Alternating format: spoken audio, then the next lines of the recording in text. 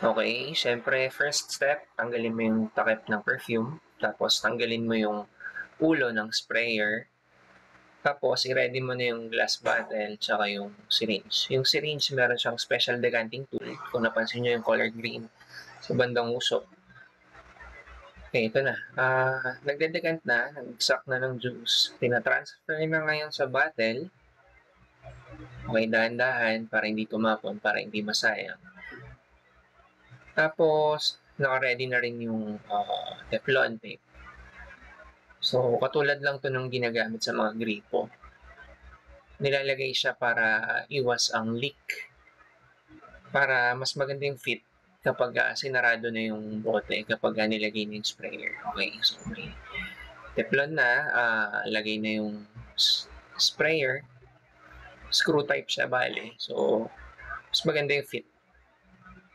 Tapos ito, pwede itong hindi na gawin. Pero for me, better kasi kung may ganito. Lalo na kapag siniship kapag tinatransport. Para kahit maalog pa yan o gaano kahaba pa yung biyahe, may additional safety feature na hindi siya magbubuka. Kasi sayang naman kung pagdating dun sa customer, wala na palang laman. Okay. Ulitin ko. Yung kanina, 2 ml. Ito 5 ml. So, same process. Ayan. Nagsasak na ng juice. Yung syringe naman, meron yung mga numbers. So, kung 5 ml, sasakto ko lang doon sa number 5. Minsan lagpas ng konti para hindi na kukulangin pag nagta-transfer ng juice. Yun. Tulad niyan, parang bitin. So, gagawin ko, kuha pa ako konti. Okay. Tapos, salin.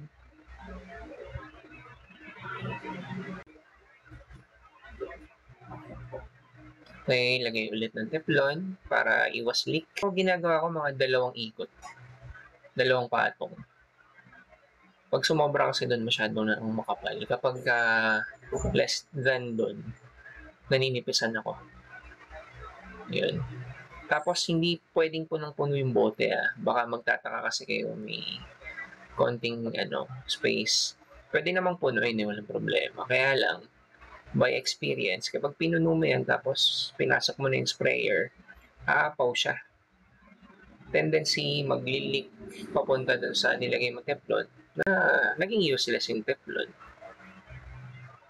Ayun.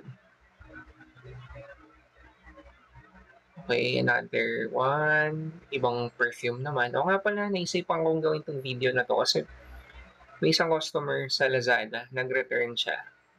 Ang reason niya, peke daw yung pabango. So, ito, sana napapanood mo to kung sino ka man.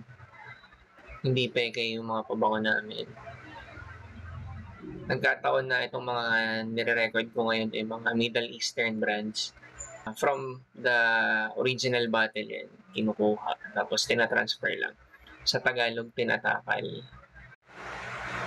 Pwede kong gawa ng mas mahaba at mas detailed na video yung pagdidekant.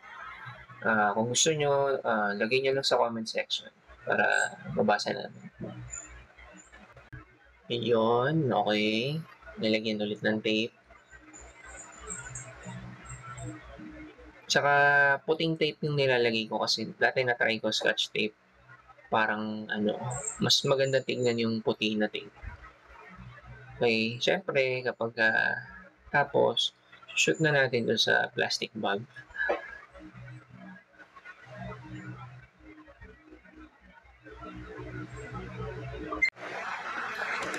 Tapos kung